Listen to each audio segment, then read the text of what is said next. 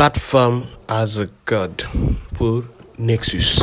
Alors, nous disposons maintenant donc d'un code de pipeline fonctionnel issu donc des sections donc précédentes. Je vais ajouter donc une étape supplémentaire pour envoyer donc l'artefact vers le dépôt Nexus. Pour cela donc nous allons utiliser donc le plugin Nexus Artefact Uploader et déterminer comment l'intégrer donc dans Jenkins. Commençons donc voilà, donc voici la copie donc du Jenkins file.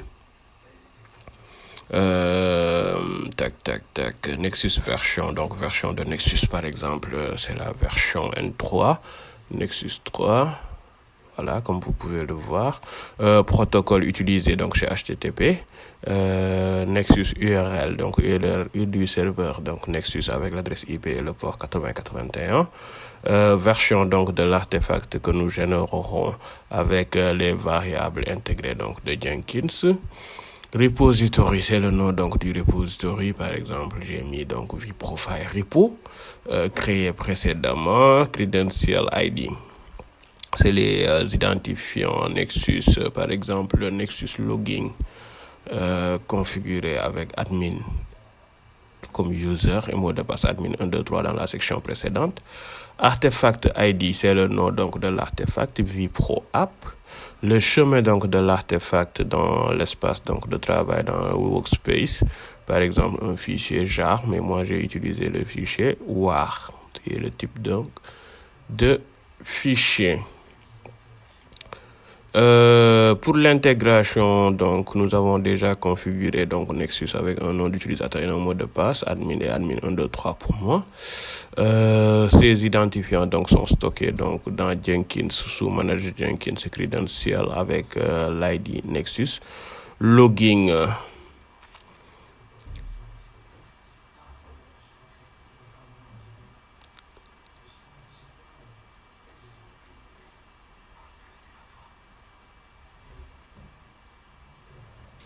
Alors, nous avons écrit donc le code du pipeline pour envoyer donc l'artefact vers Nexus en utilisant donc ces paramètres et la syntaxe déclarative du plugin Nexus Artefact Uploader.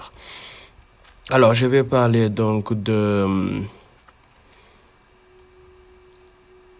Vous pouvez faire donc des recherches donc sur Internet ou ChatGPT comme je l'ai fait avec la requête donc Nexus Artefact Uploader from Jenkins.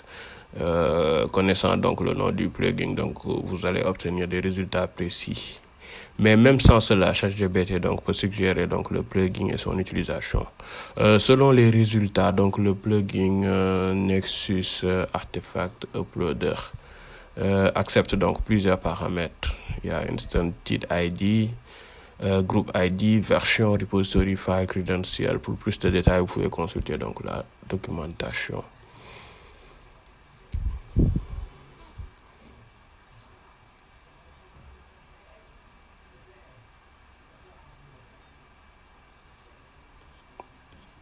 Très bien. J'ai pris donc le code de notre pipeline donc de la section précédente. Ça, je l'ai déjà fait.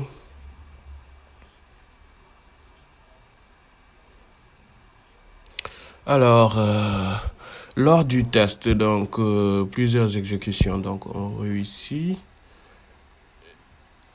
pour générer donc différentes versions donc de l'artefact. Vous pouvez le tester de votre côté. Cependant, donc des échecs antérieurs ont révélé donc des problèmes. C'est là où j'ai eu le problème de manque d'espace disque. Et c'est quelque chose que j'avais déjà expliqué précédemment. J'ai eu le problème donc de IP privé aussi qui est incorrect. J'ai eu à rencontrer tous ces problèmes. Voilà. Maintenant, dans Nexus, vous pouvez accéder donc dans browser.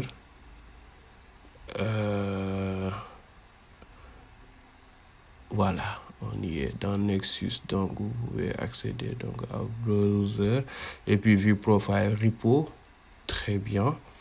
Vous y trouverez donc des dossiers correspondant donc à chaque version donc de l'artefact selon donc le format build ID, build timestamp, point var, normalement. Ouais.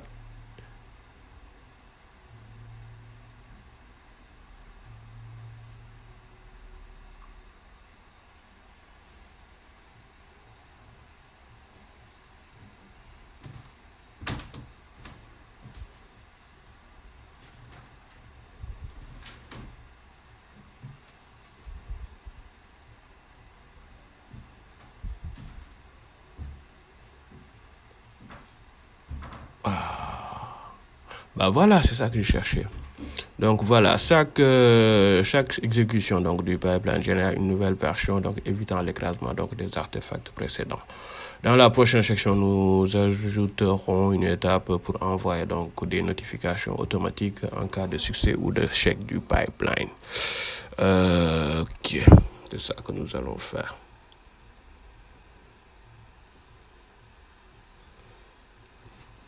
Voilà.